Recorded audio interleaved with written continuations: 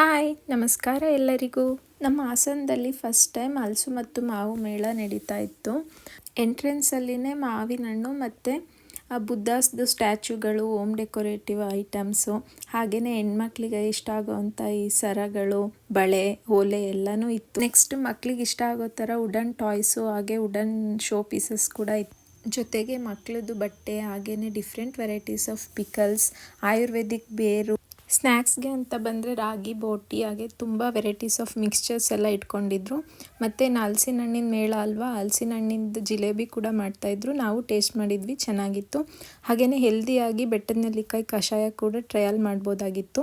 ಮತ್ತು ಮಕ್ಕಳಿಗೆ activity books, story books, ಲೇಡೀಸ್ಗೆ ಕಾಟನ್ ಕುರ್ತೀಸ್, ಸ್ಯಾರೀಸ್, ಮನೆಗೆ ವಾಲ್ ಹುಕ್ಸ್ ಮತ್ತು ಲಿಝರ್ಡ್ದು ಪಾಯ್ಸನ್ಸ್ ಅದೆಲ್ಲನೂ ಇತ್ತು.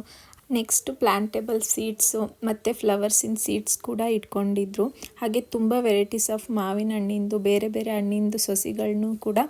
ಲಾಸ್ಟ್ ಸೆಕ್ಷನ್ನು ಚಾಟ್ಸು, ಬಜ್ಜಿ, ಕಬ್ಬಿನಾಲು ಹಾಗೆಯೇ ಚುರ್ಮುರಿ ತಿನ್ಕೊಂಡು ಮನೆಗೆ ಬಂದ್ವಿ. ಇದಾಗಿತ್ತು ಹಲಸು ಮತ್ತು ಮಾವಿನ ಮೇಳ ಫಸ್ಟ್ ಟೈಮ್ ಇನ್ ಹಾಸನ್. ತುಂಬಾ ಚೆನ್ನಾಗಿತ್ತು.